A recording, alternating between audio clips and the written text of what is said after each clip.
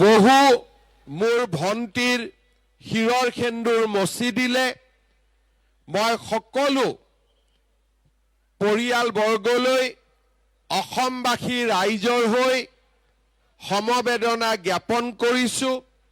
বিদেহী আত্মাৰ সদ্গতি কামনা কৰিছোঁ আৰু ভগৱানক প্ৰাৰ্থনা কৰিছোঁ যাতে প্ৰধানমন্ত্ৰী নৰেন্দ্ৰ মোদীক শক্তি দিয়ে, তেখেতে যাতে আমাৰ ভাৰতৰ বুকুৰ পৰা এই পাকিস্তানী সন্ত্ৰাসবাদীসকলক নিশেষ কৰিব পাৰে, নোহোৱা কৰিব পাৰে আৰু আমাৰ ভাৰতত পাকিস্তানে যাতে কোনো কাৰণতে সন্ত্ৰাসবাদ চলাব নোৱাৰে তাৰ বাবে কঠোৰ ব্যৱস্থা গ্ৰহণ কৰিবৰ বাবে মোদী ডাঙৰীয়াক যাতে শক্তি দিয়ে। তাৰ লগে লগে মই প্ৰধানমন্ত্ৰী ডাঙৰীয়াক আহ্বান জনাম যে তেখেতক ভগৱানে আৰু শক্তি দিয়ক।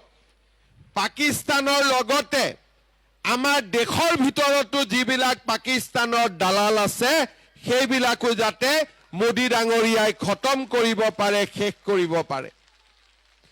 যোৱা দুদিনমানত মই দেখা পাইছোঁ, কালি দেখা পাইছোঁ যে আমাৰো কিছুমান দুই এজন মানুহে ইনডাইৰেক্টলি পাকিস্তানৰ সমৰ্থনতে ফেচবুক, হোৱাটছআপ বা পোষ্টিং কৰা মই দেখা পাইছোঁ।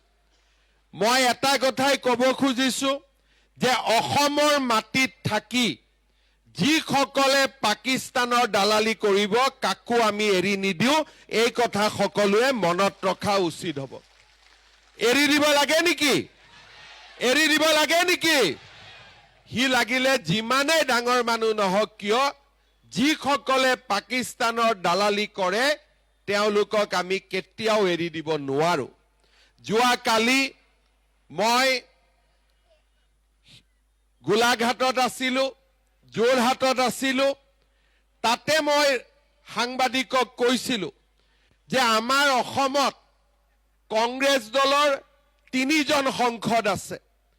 ইয়াৰ ভিতৰত এজনে আটাৰী বৰ্ডাৰ দি গৈ পেলাই পাকিস্তানত 15 দিন চৰকাৰক নোকোৱাকৈ থাকি আহিছে। তাৰো ৰেকৰ্ড অসম চৰকাৰৰ ওচৰত আছে। আৰু এই ধৰণৰ ব্যক্তিক আমি ক্ষমাও নকৰোঁ আৰু এনে ব্যক্তিৰ বিৰুদ্ধে আমি কঠোৰৰ পৰা কঠোৰতম ব্যৱস্থা ল'ম, এই কথা আজিয়ে মই ক'ব বিচাৰোঁ।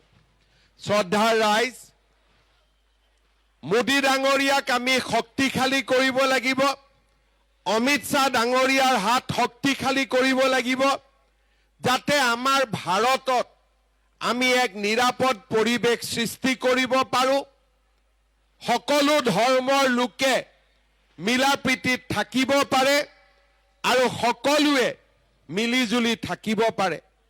যোৱা পৰহি দিনাখন কাশ্মীৰত বন্দুক লোৱাৰ আগতে মানুহক সুধিছে যে তোৰ ধৰ্ম কি? আগতে কেতিয়াও সন্ত্ৰাসবাদীয়ে ধৰ্ম বিচাৰ কৰি মানুহক মৰা নাছিলে। প্ৰথমবাৰ আমি দেখিছোঁ যে কোনোবাই যদি কৈছে মই হিন্দু, নিজৰ পত্নীৰ আগতে গিৰিয়েকক গুলি মাৰি হত্যা কৰা হৈছে। আপোনালোকে এইকেইদিন টিভিত দেখি আছে। কি হিন্দু হোৱাটো দুখৰ কথা হ'ব পাৰে নেকি? আজি ভাৰতবৰ্ষত 5000 বছৰৰ পৰা হিন্দু আছে। চন্দ্ৰ সূৰ্য থকালৈকে হিন্দু থাকিব। এই হৈছে সত্য আৰু চিৰন্তন সত্য।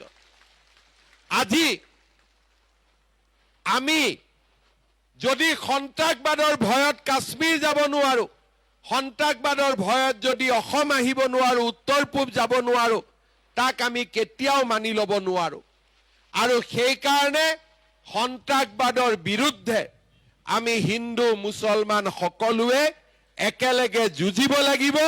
ভাৰতত সন্ত্ৰাসবাদে যাতে মূৰ দাঙি উঠিব নোৱাৰে তাৰ বাবে সকলোৱে আমি একেলগে কাম কৰিব লাগিব। শ্ৰদ্ধাৰ ৰাইজ, আজি আপোনালোকে দেখা পাইছে বিজেপি দলৰ শাসনত হিন্দু, মুছলমান, খ্ৰীষ্টিয়ান সকলো আজি নিৰাপদে আছে। এতিয়া যেতিয়া আমি চৰকাৰী আঁচনি দিওঁ, আমি সকলো ধৰ্মৰ লোকক দিওঁ। আমি কেতিয়াও নুসুধো যে তুমি মুছলমান, তুমি অৰুণোদয় নোপোৱা, এনেকুৱা কথা আমি কওঁ নেকি? আমি কেতিয়াবা কওঁ নেকি তুমি মুছলমান মানুহ, তুমি অৰুণোদয় নাপাবা, প্ৰধানমন্ত্ৰীৰ আৱাস নোপাবা? তেনেকুৱা কথাটো বিজেপিয়ে নকয়। বিজেপিয়েতো সকলোৰে লগত সমানে থাকে। আজি আমাৰ কংগ্ৰেছসকলে মানুহক কয় যে ৱাকফ আইন আহিলে মছজিদ ভাঙি দিব, মাদ্ৰাছা ভাঙি দিব। আপোনালোকে এটা কথা কওক, বিজেপি অহাৰ পিছত অসমত মছজিদ বাঢ়িছে নে কমিছে? যমুনা মুখত মছজিদ বাঢ়িছে নে কমিছে? তেতিয়ালে যিসকলে এই ধৰণৰ মিছা কথা কয়, অসত্য কথা কয়, তেওঁলোকে এটাই বুজি পাব লাগে যে প্ৰধানমন্ত্ৰী মোদী ডাঙৰীয়া হিন্দুৰ লগতো আছে, মুছলমানৰ লগতো আছে। আমি মাত্ৰ সন্ত্ৰাসবাদীৰ লগত নাই, আমি টেৰৰিষ্টৰ লগত নাই। এইটোৱে হৈছে সবকা সাথ সবকা বিকাশ। কোনোবা মুছলমান মানুহে বিচাৰে নেকি যে সন্ত্ৰাসবাদী ভাৰতত থাকক? কোনোবাই বিচাৰে নেকি? কোনোবা হিন্দু মানুহে বিচাৰে নেকি সন্ত্ৰাসবাদী ভাৰতত থাকক? কোনোবাই বিচাৰে নেকি? আৰু এটা কথা আজি আপোনালোকে উল্লেখ কৰিব, বহুত ডাঙৰ কথা মই কৈছো। আমাৰ ৰাহুল গান্ধীয়ে হিন্দু ধৰ্মৰ মানুহবিলাকক ভাগ কৰে। তুমি ওবিসি, তুমি এসটি, তুমি এসসি, তুমি জেনেৰেল। কিন্তু কালি যেতিয়া পেহেলগামত বন্দুক ললে সন্ত্ৰাসবাদীয়ে, সুধিলে কি তুমি হিন্দু? কাকোতো সোধা নাই তুমি কি এসসি, তুমি কি এসটি, তুমি কি ওবিসি। হিন্দু বুলি কোৱাৰ লগে লগে তাক গুলিয়াই মাৰি দিলে, হয় নে নহয়? তাৰ মানে আমাৰ সন্মুখত জাত পাতৰ ৰাজনীতি নহয়। एक है हम लोग सेव है, एक रहेगा तो सेफ रहेगा, হয় নে নহয়? গতিকে আমি সকলোৱে এক হৈ থাকিব লাগিব, ভাৰতক শক্তিশালী কৰিব লাগিব আৰু পাকিস্তানৰ দৰে দেশক, বাংলাদেশৰ দৰে দেশক আমি কঠোৰ শাস্তি দিব লাগিব। চাকৰি দি মোক 1 লাখ কৰি উঠাই দিয়া। সব দিব ৰাজি থাকে নে নাই চাকৰিৰ কাৰণে 1 লাখ? 1.5 লাখ চাকৰি 1 লাখ টকাকৈ ললে 1500 কোটি টকা মোৰ ঘৰত আহিলেহেঁতেন। আৰু বাকী তলত অলপ অলপ 20,000 30,000 আৰু ললেহেঁতেন। সাৰা বিজেপি মানুহৰ ঘৰত গাড়ীও হৈ গলহেঁতেন, বিল্ডিংও বনি গলহেঁতেন। কিন্তু আজি বিজেপি চৰকাৰে টকাৰ লোভ কৰা নাই। মোদী ডাঙৰীয়াই কৈছে দুৰ্নীতি হ'ব নোৱাৰে, চাকৰিৰ নামত আজি কোনো বাপৰ বেটাই তামোল এখনো ল'ব নোৱাৰে। এনেকুৱা আমি ৰাজনীতি কৰিছো নে নাই? আজি প্ৰথমবাৰ অসমত দুখীয়া মানুহৰ ঘৰৰ লৰাই, চব্জি বেপাৰীৰ লৰাই, ঠেলা চালকৰ লৰাই, ৰিক্সা চালকৰ লৰাই আজি চাকৰি পাইছে।